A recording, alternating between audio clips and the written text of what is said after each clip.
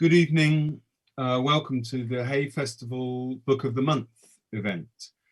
I'm Max Porter and I'm speaking this evening to Caleb Femi about his new book, Paul, which is the Hay Festival Book of the Month.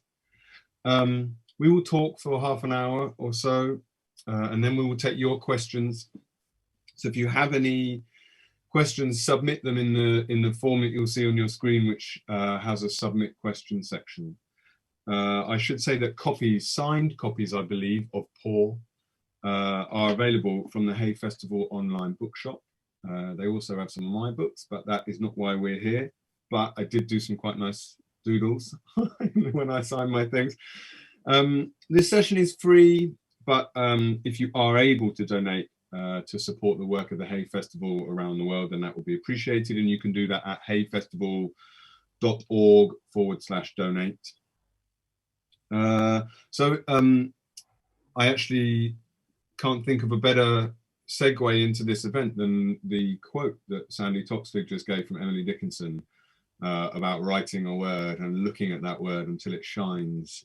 That gets right to the spirit of our guest this evening, who is a poet and a writer and a director, and was the first young poet laureate, London Poet Laureate, and is spread like a young cultural colossus over various different forms of activity in the world of film and art and poetry. But those of us that have been following his work knew that this book was coming, and this book is now published. And it's not only my book of the year; it's a book, very much a book of our time. A phenomenally important and special book, which I feel honoured to have read many times, to be living with, to be thinking about. So please clap in your living rooms for Caleb Femi. Hi, hello. That was such thank you for that intro. That I feel the love. Thank you so much. And also it was a very humble sort of mention of your contribution to the book, because you helped shape a lot of the manuscript. We helped shape the manuscript and really more so gave me the impetus to really make brave decisions in the book in terms of the form, the language, techniques that weren't quite there yet. I needed to be more braver in their approach. So well, you were brave already. So if I helped ramp that up, then good. I'm pleased. It was an incredible joy to work with you and to see this before it became this. I was explaining to someone today, I was ordering a load of copies of this from my local bookseller, and I was explaining why I feel the way I do about this book. And it's hard to explain really, because it makes me feel grateful in the way that discovering great literature makes me feel grateful in whatever form I discover it, whether it's a kid's book when I was 10 years old or a great novel I read last year or a brilliantly insightful piece of journalism about whatever's going on in the world. But right now, as an English person, the things that I think we should be discussing in this country, class, race, poverty, childhood, welfare, civic responsibility, architecture, masculinity, sexuality, they are all in this book. For a book that is only 140 pages long, there is an unbelievable amount in here. So the first thing I wanted to ask you, because I think we're just going to have a free chat and you're going to read a bit and we'll meander around. First thing I want to ask you is, how do you begin to decide how to assemble a collection like this? Because it is a poetry collection, but it's also a hybrid. It contains almost essay-like fragments, it contains lists, it contains dialogue, it contains photography, crucially. How did you decide that it needed to be a book? And was it always going to be a book? Because you have a big body of work that, as I say, spreads itself generously over forms. So talk to me about the decision to go with what is apparently an old-fashioned and conventional thing as the book. I think language is a failed state of communication. It's an inadequate tool to convey exactly what it is you're feeling inside, what what it is you really truly want to say. But we use it anyway. And in poetry, the work that we do as poets is one that is inherently underlined by failure. And what I mean by that is when you are communicating a human condition, the most distilled form of an emotion, by the time you translate it into language, something is lost and it's never communicated in its truest form. So that was something that I had to first of all accept when trying to communicate essentially the autopsy of me and the city in which I've grown up in, trying to communicate the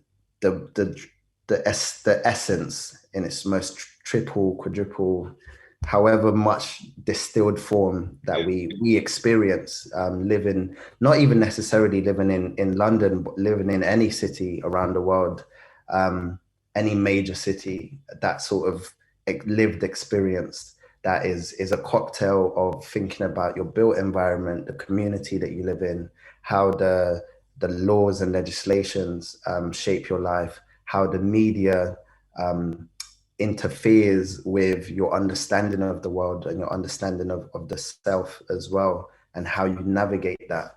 And there's one thing, if there's one mandate that I carry as a poet, is that I want to contribute to the landscape that has made me who I am today, that has shaped me and made and edified me on a physical, but also on a mental and spiritual level. Poetry has done that.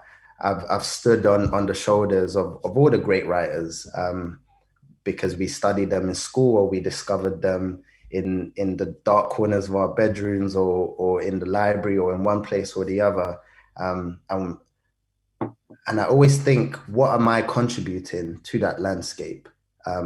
Everything that, for example, T.S. Eliot has contributed by way of his writing and the forms in which he has helped sort of cement in the concreteness of our lives as writers. What are you actually contributing? And I felt like I needed to think about this as a mission of newness. And within that, I needed to also question what poetry looks like. And I sort of subscribe to the idea that poetry exists beyond words naturally, beyond whatever packaging that we signify as poetry. And if you're going to communicate, especially in this day and age that we live in, it's such an interesting time to be a human, because the way that we live and experience one another is so unique.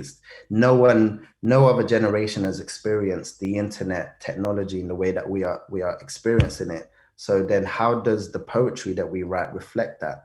How does the work that we make speak of that? Why are we making work that is indistinguishable to Victorian poets or to do you know what I mean? Like we really need to make work that contributes and is expanding what it means to be a human being. So yeah, so I kind of then took everything that encapsulates poetry, and that goes beyond just poems, that looks at photography. I think the pen and the camera do very similar things, and they're capturing a particular moment with a particular eye, and therefore they both have the DNA of poetry within them. And then when you look at other forms of writing that I don't know who has ostracized who, whether it's prose that's ostracized poetry or the other way around, but there is this separateness that I've grown up with experiencing, where poetry is the DNA of it all. Yeah. So why not tease that out a lot more and see what you can do? Yeah. So you begin, you talked about inadequacy and the failure of language. You begin with an acceptance that the collection of poetry, as has been for the last 200 years, is not going to satisfy the emotional, spiritual, and formal demands of your project. So you need to widen it out into hybridity. So you need to include photography, but also that work can never be done. The failure is inherent. Like and that's not to say that it's open-hearted in that regard. Its failure is written into it, the texture of the thing, right? I can never speak adequately about how beautiful this is or how painful this is or whatever.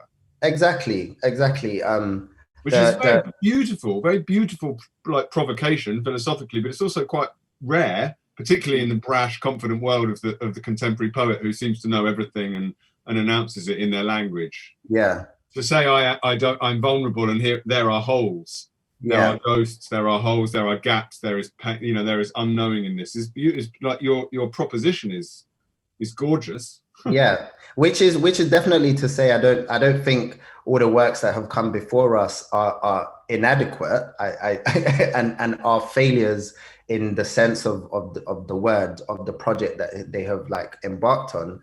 It's more just for clarification's sake. It's more about every single writer in the world has to sort of live with that fact that whatever it is they communicate in is never going to be a true conveying of what it is they're trying to say. Yes. Do you think then, like, to just push you further on that then, that the hybridity of the project, and let's talk like literally, because like it's a hybrid in many different ways. Like there's a mythic and there's a realistic, there's a kind of magic realism, but there's also a kind of social documentary element to this book. It does many things. But let's just talk like physically, that it contains poems, it contains interviews and stuff, but it also contains photographs.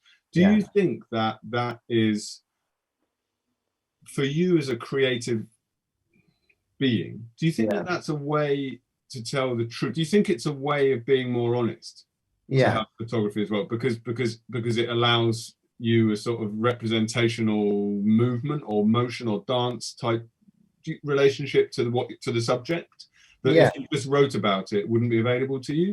Do you think it actually do you think that sort of truth-seeking enterprise has to be reflected in the actual fabric of the form, and in that gap, like, so the reader stops, reads a poem, is moved by the poem, but then is moved totally differently.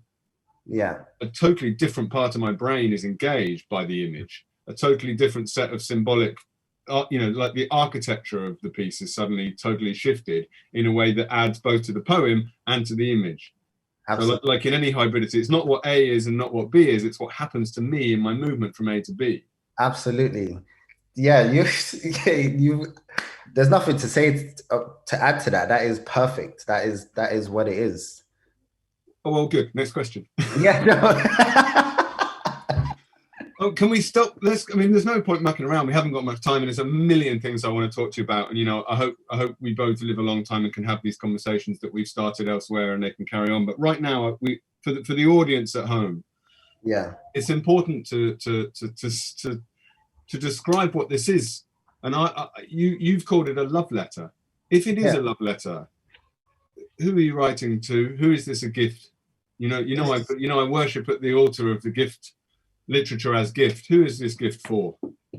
It's a gift to a community, past, present, and future. It's a gift to my neighbors who I grew up with and who have shaped me growing up. It's a gift to a whole community that is often marginalized or they are reduced in their existence and in their humanity. It's for anyone who is interested in play, and I say that the play, speaking specifically the imaginative play of humanity, the exploration, the playground of possibilities. What do people look like? What do their lives look like? What could their life look like as well? It's for a future community who want to look back and understand or get a strong sense of how people lived in 2020 or around whatever they decide to call this period of time. They might call it the Corona era, for example. In the same way that I can, you know, growing up, you read a Charles Dickens novel and you get this strong sense of that community that he was writing about, that existed beyond the history books and beyond everything else, you know. So yeah, so it's for them, but ultimately there's a photograph in here of me. I was 8 years old, and it was my birthday, and there's a picture of me smiling. I've got glasses when on. you out yourself as a dirty Man United fan, yeah. Yeah, exactly. No, no, the one. I've got a Man United cake over here, and I don't know if you can see. I'm wearing an orange T-shirt. At the time, it was my favorite T-shirt. The Orange Network. I don't know if you remember that mobile phone company, and they had that slogan, which said "The future is bright," and it says "The future is bright." And it's weird because I was 8 years old. And I had no idea that the photo being taken was going to reappear in my life and speak of a brightness, of a future brightness that has come to a birthing into the world. And I guess with that said, this is also for that 8-year-old boy as well.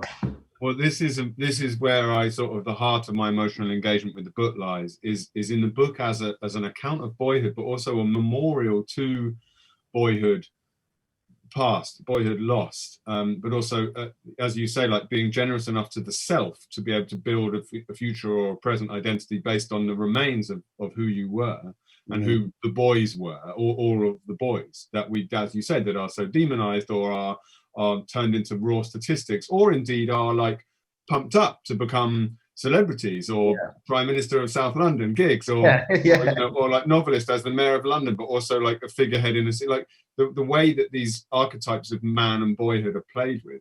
And you even use the word autopsy because there is this almost this sort of spiritual shamanistic refusal to trap the soul inside the body. You float up, you look at the boy.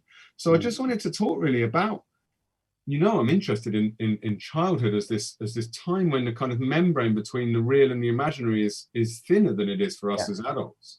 Absolutely. And that's you're such a writer. All my days, I want to write down everything you're saying right now. You have. You've done it way better than I could ever say.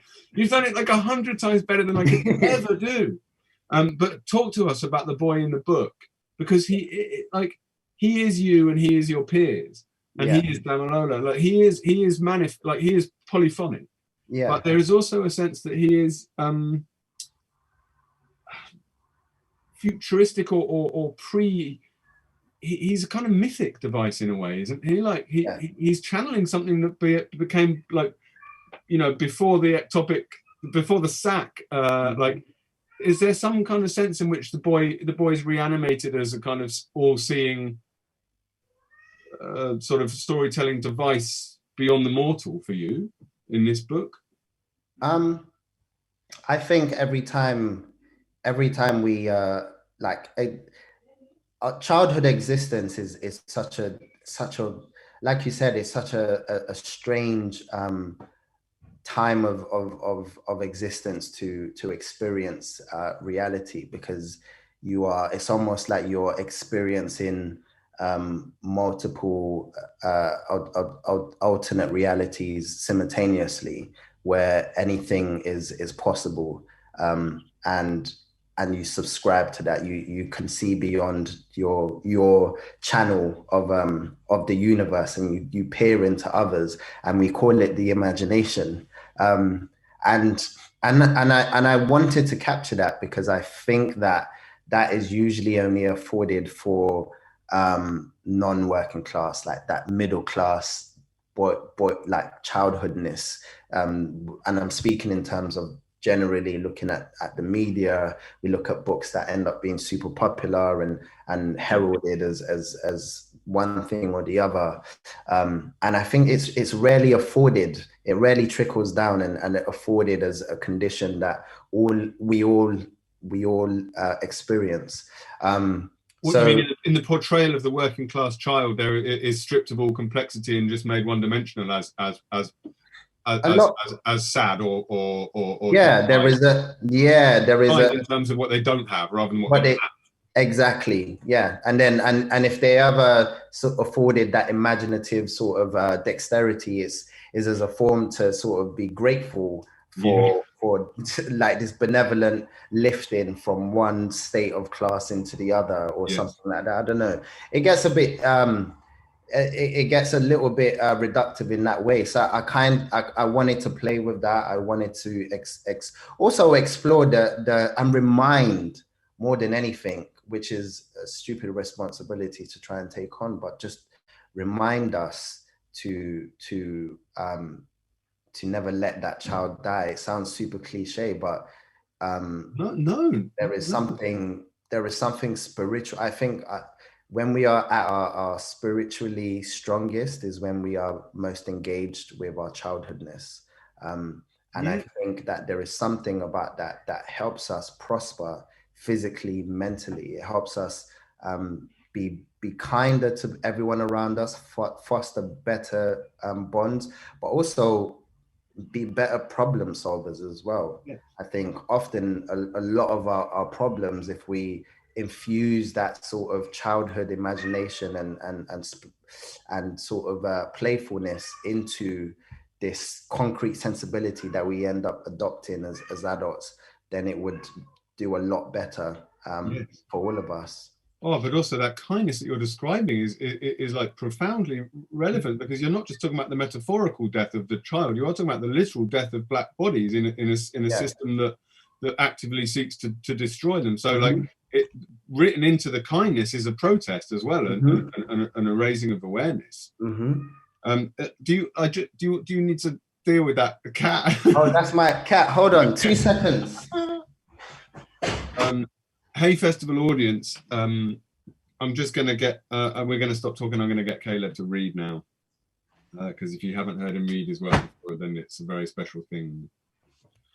Right, yes. So I've just got a kitten, and she has separation anxiety at the moment. She's like, let me read this poem. Just let me read this poem. I just want you to read to us, okay? But just quickly, just to finish this point about, I want you to just quickly talk about the idea of, I've recently read a really brilliant book by someone called Professor Katie Shaw about hauntology in literature. Yeah. And your book seems an example of it, in as much as you have the 10-year-old Caleb and the 20-year-old Caleb, and you have the sort of sense of the architectural uncanny, that these spaces do not have lived experience in them, which is then cleansed or disinfected. It haunts. And so that whilst you could pull down the North Peckham estate, or you could rebuild another one, or you could put a mural up, or you could take that mural away, but the way that the images and the experience images haunt is to be tuned into. That's the poet's job. I mean, that's why like comparisons between you and Blake are really on the nail for me. Like, that's what you're doing, is tuning in to the ways in which the architecture is haunted by the political mindset that built it, or and by the things that have happened in these spaces. And as you say, we talk about the insubstantiality of the lyric or of the document, or whatever. You then find that you change yourself. Like the language of a text message sometimes does it, or the language of a bar from a grime tune that you grew up listening to does it better than you can do it. But rather than turning away, you bring it in. You welcome it in. So it's like a book of ghosts. Is that a fair thing to say? That it felt very rich, in like ghost rich, if you see what I mean?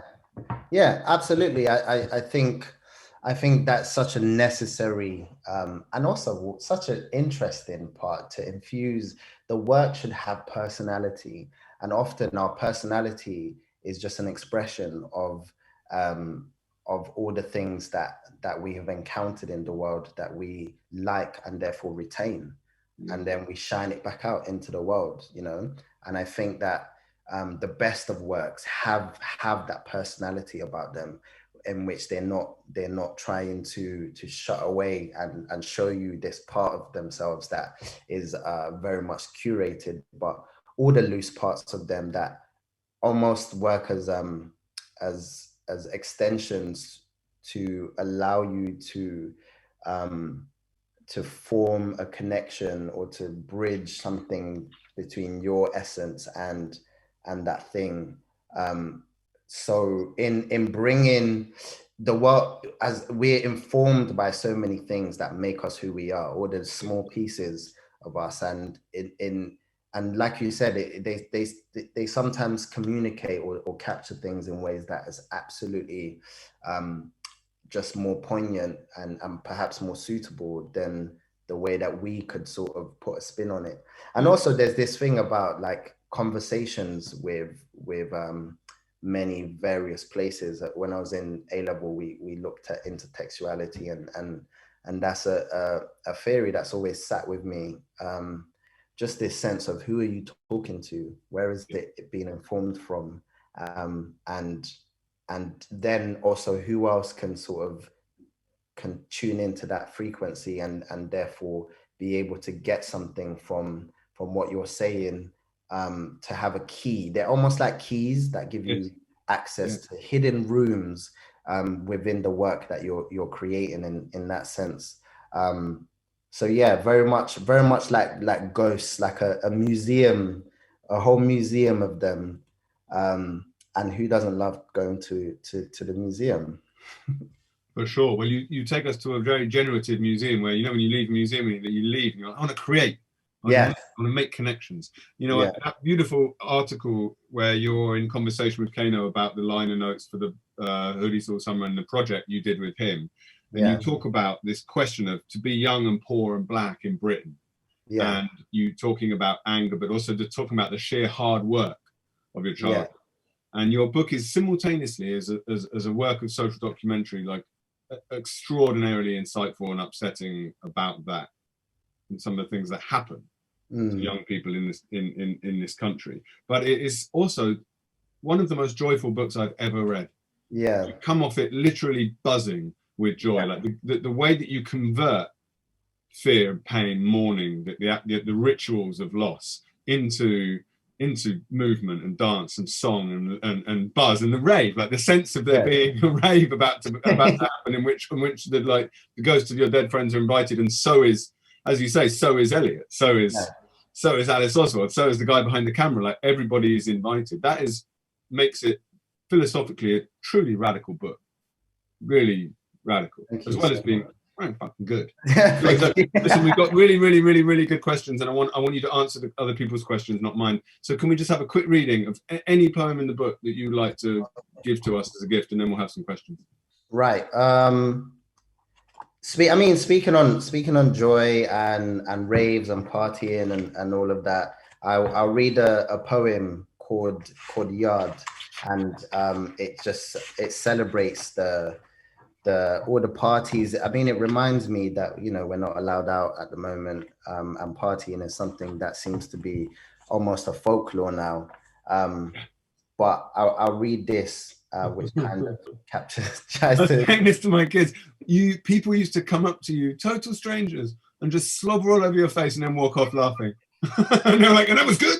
And you allowed that? Exactly. Anyway, go. All the houses I have lived in sit in my rib cage with faces like beggars. I dream my post-mortem, unzip my skin and ask each house, what are you? A mother, a sculptor, a motionless meadow. I take myself on a tour through myself. Each circle of house is visited. You see this house here under my left lung. It taught me to eat with my mouth closed. In this one, down by my right calf, I did not know how beautiful the evening sun was until it painted the walls. In this one, I was a magician.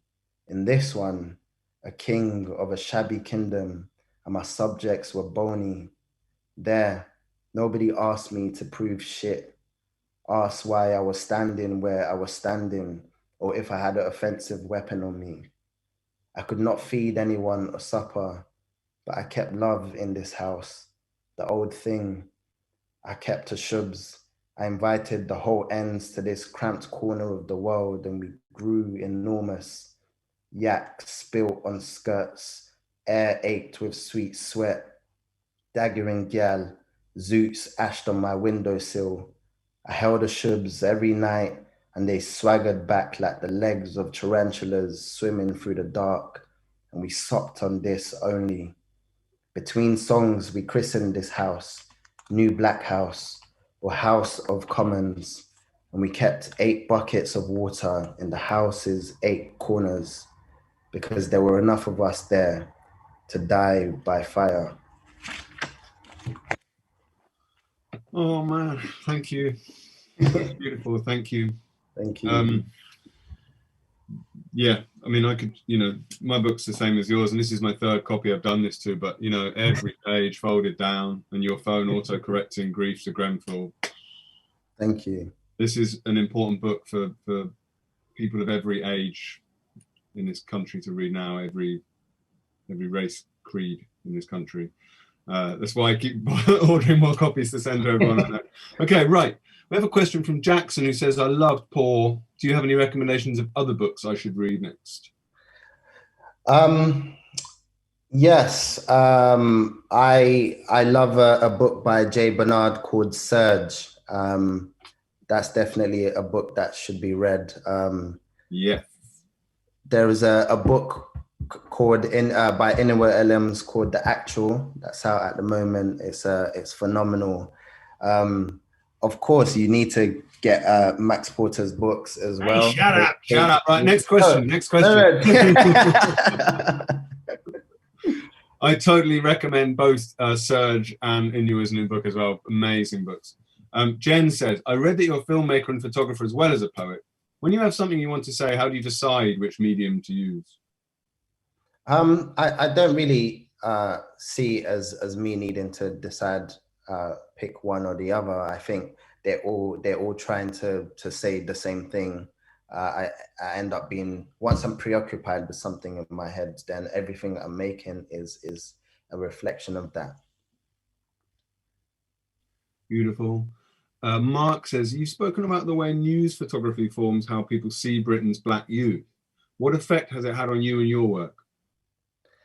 I think there's something about news photography that is, I don't come from that industry, so forgive me if I sound quite ignorant with what I'm about to say, but they usually seem dull. I know that they're not supposed to entertain people, but I feel like if you are reporting the news and that news is about people, then surely there should be a wider depiction of people in their photographs. If you're talking about all the variations of things that could happen in the news in life, why do we only ever get two types of photography? Do you know what I mean? Why do we only ever get the sort of family person that looks like it's a pristine, I don't know, yearbook photo, or we get the mugshot?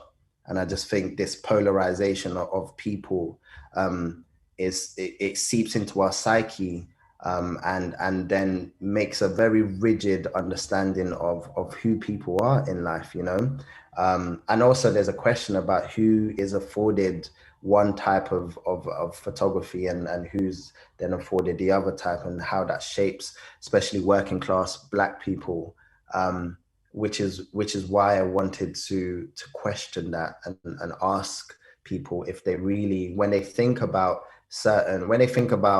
people who have grown up on council estates, if the first few images that come up in your head are mugshots, then the media has really done something very cruel, not only to the people in person, but to you, because they've policed your imagination. Yeah. And what a sad thing that is. Yeah.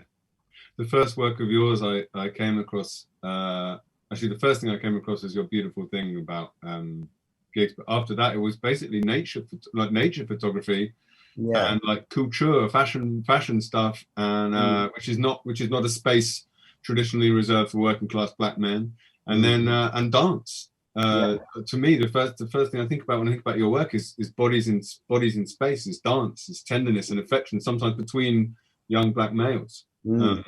So I see that every image you take is a contribution to your attempt to dismantle these structures. Yeah. We have a nice question here. How do you think the British Black experiences relate to or differ to the US one? I have no idea because I don't really know much about the lived experience of someone in the US. But here's an interesting question: how much do we know about our neighbors who are, I don't know, a train ride away? How much do we know about the French working class? How much do we know about the Belgium working class? Belgium, yeah. All everyone on this side that is like a train ride away. How much do we actually know? How much do we know about the contemporary Scottish working class, contemporary Irish working class? How much do we actually know about the Welsh working class?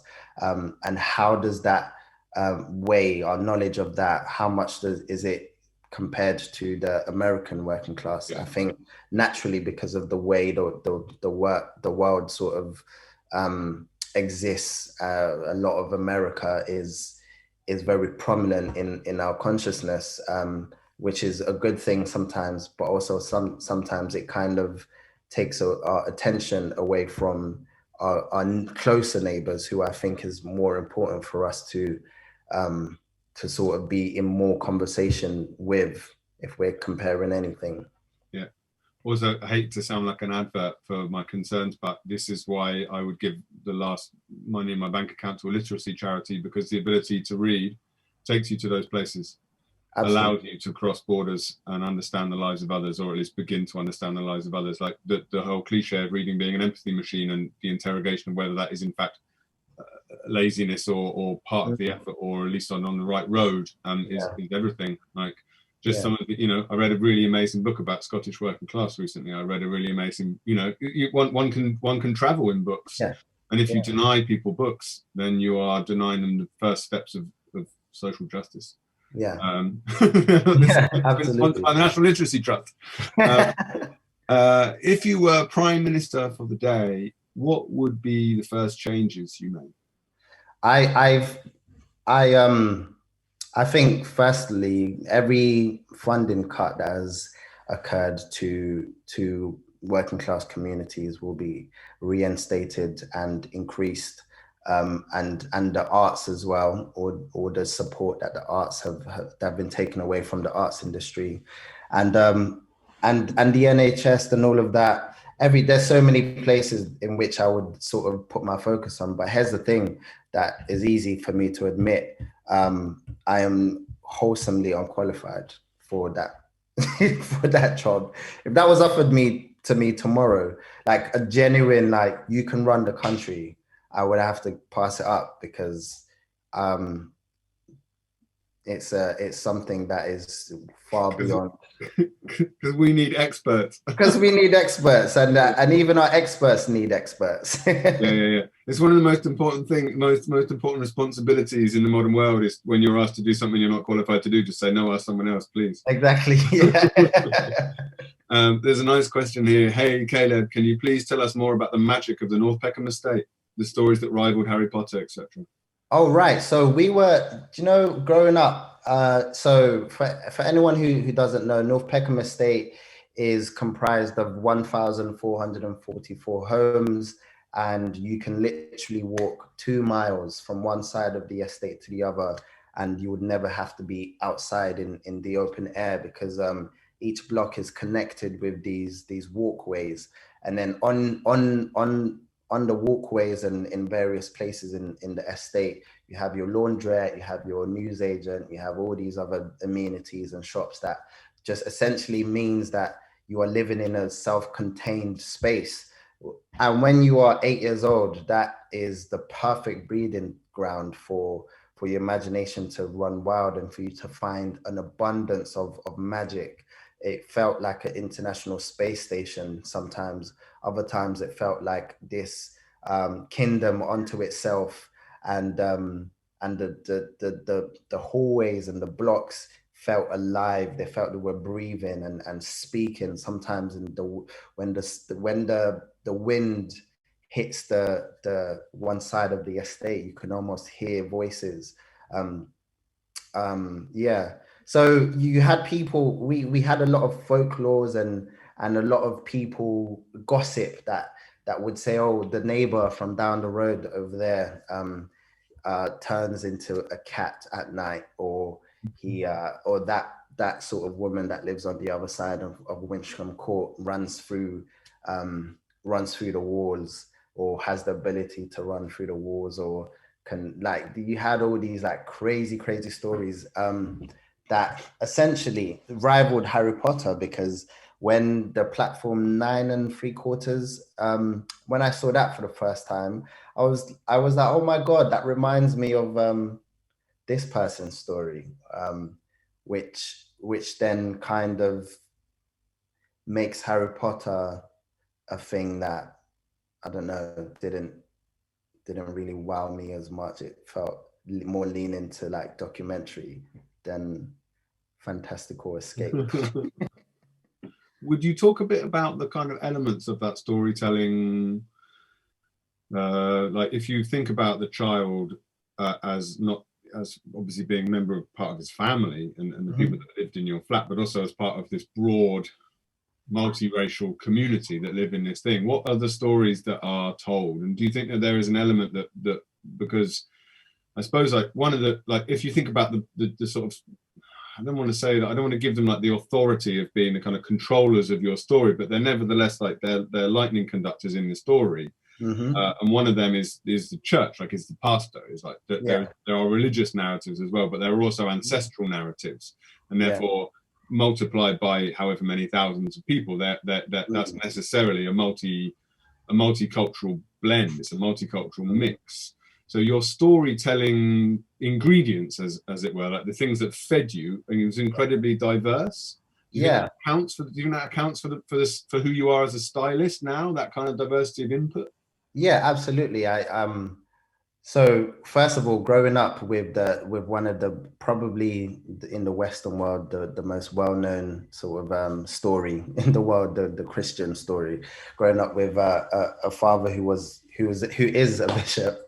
I remember I was super in love with the King James version Bible, because it just had a sense, a stylistic storytelling about it that really was fascinating and gripping to me. And when you read the Bible so much, it was just story after story after story, and you kind of learn I don't know, the formula of storytelling through that way. But also there's a great oral tradition of storytelling in which that I've come from naturally as a Nigerian. Stories were verbal stories were just normal to me, and in even in normal conversations, if an elder is speaking to you and trying to impart some knowledge, it would mostly end up being in a story. The amount of stories that you were just filled with as a child, like force-fed, instead of like, don't play with bad friends because bad things could happen, they would probably tell you a 3-part story, that expanded throughout the week, just to like hammer that point home. So I've come from that, but also my neighbors and the school that I went to, I picked up a lot of stories from other parts of the world. An Algerian neighbor that we had used to tell stories. We had our next door neighbor, were these 2 really, really old men, very English. They were war veterans. I think one of them at least was, and they kept rail cards. Those, like, I don't know how to explain, but they were these like small cards you would get in like during the World War, and they had interesting stories. They would like speak to us every once in a while and impart us with me and my younger brother with just these stories about what it was like growing up during the war or life after the war. And it was mostly about about love, about dodgy things that they found when they were like just rummaging through the streets or something like that. But all these, like, I guess, dialects and forms of storytelling exist within me because of this community that I lived in. Well, and the magic thing about that is in the great conversion of input to outcome, they exist in your language that you use in the book. And there's what I love is that there's this range. So there's like the cautionary tale, there's like an oral history as well, like the scrape of a bicycle pedal against a wall, Yeah. or the smell. But there's the mythic and the magic realist, like you could reach into someone's chest and pull their heart out, like. Yeah. The world we live in is only one of the registers. You have this kind of heroic like tone as well, borrowed from music. Like there is like I guess play's the ultimate thing. You are stood as a sort of shape-shifting trickster character, just deciding what to play with. There's a nice question here, which I think you've touched on, but as you know, I fully support us speaking about this as much as possible in public. What do you think the government's decimation of youth services, how has this impacted on the lives of poor Black young people? So it's specifically talking about the community you came from as opposed to a nationwide question, I think. Well, for me, I think one of the saddest things when it came to youth services was the sort of reduction or the extinction of youth clubs. A lot of my it was, for me, it was a place where I was able to come to a place where I felt safe, a place where I was in touch with other people from my community.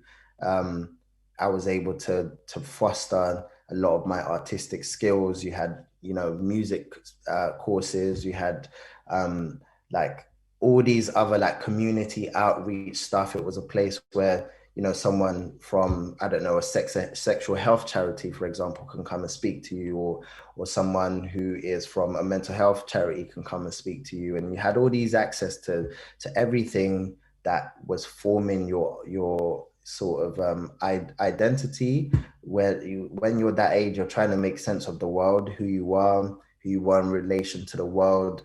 You're curious about what it means to become an adult, whether it's gender specific inquiry, or sexuality, or career, or anything that you were kind of dealing with. You would usually end up finding a way to address it in a youth club. Also, it was a place where you could foster love as well. The amount of time I fell in love in the youth club. So you're Mr. Lover Man. You're the most romantic person in the town. So that might just be just you. But what you're describing is nourishment. I mean, I'm a vegan, so I translate everything onto plants. You're describing the life, the ability to grow, and it can only be a deliberate thing to decide to decimate that. Because what you're saying is we're not going to allow you the chance to live. Yeah, essentially. And when there is no youth club, you end up on the street. Do you know what I mean? Where else do you go when you live in a house, in a 1-bedroom flat with 6 other people, 6 other family members? You have to go outside to congregate with people your age group. And when you're left out in the cold and wherever, you will find, you're young, you will naturally explore, and unfocused energy leads you to encounter situations that there is no one to protect you from, so that's just one small element of how, the decimation of that particular youth services really affected. And then do you remember, I'm trying to remember all the places you would go to get a job. The names have kind of evaded me now. But you had all connections. That's it. You had that connections, which was a national thing. Connections got me my first retail job. It was my first ever paying job. I got it through connections. You would go there, they would help you figure out what you want to do, and you get a job through that way. So without that, I don't know, it must be so much harder for young people. I mean, it's a different time now, so I guess you can aspire to be a influencer on social media, But apart from that, All right, Grandad. Whatever these young people do, whatever these young people not real work. Yeah, but that's the thing about the book is, as I say, there is this joy, but you're very analytical as well, right? From the structural things, right from the idea of the architectural space as a way of forcing people to behave in certain ways, right down to stop and search, right down to the educational imperatives, right down to you know, as you say, the mugshot of a person in the newspaper, or the language we use when we talk about a tragedy like Grenfell. This is one of the gifts of the book, is you're forcing us to look at the way language is employed and, you know, deployed against the populace as well as by them. Yeah. There's a nice question here, and then I'm going to get you to read another poem if you don't mind. How do you find inspiration? Do you ever get blocked creatively, and how do you tackle that? I find inspiration anywhere, anyhow. People, usually through conversation, you speak to someone and you leave refreshed and buzzing with possibilities within you. I find inspiration in just the stillness of the day, in the questions. I think it's mostly questions that inspire inspiration. The what ifs and the why nots are what kind of if you ask yourself what ifs 3 times a day, you will always be inspired to want to do something, because the playful temptation of the question what ifs is one that sparks inspiration and wants you to find out for yourself. And most of the time I want to find out the answers to the questions what ifs. So that's where most of my inspiration comes from. And being blocked creatively is something that I don't sweat. I think when I'm blocked creatively, it's actually quite a time for me to sort of download or upload, I guess. Yeah, upload from the work, like read so much or watch stuff or go to exhibitions or go outside and just like hang out with my friends and just do nothing, because everything that I'm doing is sort of research and gathering like new tools and new moments to sort of, when the creativity comes back within me, to then have a new bedding to play from. Like filling up the tank. I always bang on about this Seamus Heaney quote. It's about gathering things so that you go back and renew your effort, your raid on the inarticulate. Yeah. So you go back to the fundamental problem of how to write about this, filled up with all this other stuff that you've gathered from the word hoard or from TV or from your life. Also, you strike me as one of these people when you meet them in your life, and it's infectious, but it's also sometimes quite humbling. You are a light absorber. You notice. You notice the play of light on a surface. You know, you are a romantic in the best possible sense. I don't mean that as an escapism or a failure to be rigorous enough in your thinking, because you're profoundly rigorous. I mean that you are amazed by the sheer strangeness of being alive here and the depth of feeling available to us as conscious beings. And that's what makes you a great photographer as well. You know, you will see and seek to capture. Anyway, look, we have 4 minutes. So is there a poem that you think you could finish with? Yeah, absolutely. Okay, cool. So I mean, we ended up talking a lot about Peckham, the North Peckham estate. So I could read that poem as a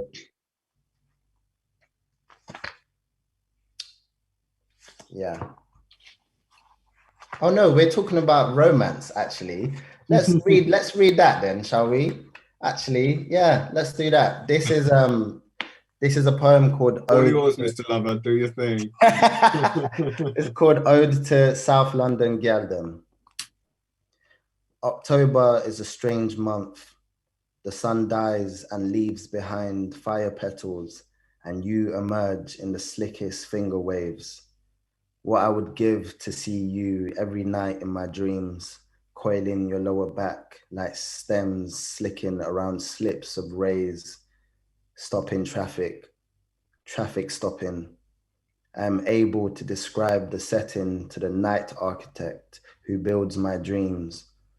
October sunset as burning bruise, but of you I whisper memory and bronze, and a long syllable I lose to the tax of waking. I say you are unafraid, a roof, one made of mosaics covering a palace somewhere. I play my favorite natural sound, sliced plantain stuttering in oil. I say, that's it. That's everything I have. Build me a looping dream of October's quenching tongue and of you, you who can't be made again in the best work of the night. Thank you. Gorgeous. Thank you, Caleb. Thank you. This has been a fun conversation. Well, thank you to the Hay Festival for choosing Poor as their book of the... Yeah, thank you so much, Hay Festival. It was truly an honor. When I found out, I was absolutely flabbergasted. Yeah, well, look, one day I hope we can meet in the gorgeous fields of Hay-on-Wye and have the conversation like this in front of an audience, and then hang out afterwards and meet other human beings and open this conversation up to hundreds of others. Because whilst this is an incredible treat, there's more. There are more of us. Okay, listen, to finish, Poor by Caleb Femi is published by Penguin. It's available from the hayfestival.org bookshop and from all your independent bookshops wherever you are that need supporting at this difficult time. Can I also just plug the next Hay Festival event, which is the Hay Festival Digital Winter Weekend, which is the 26th to the 29th of November, and the program is the free program is out online now. Caleb, love and respect, and thanks for this book. Thank you, Hay Festival, as well.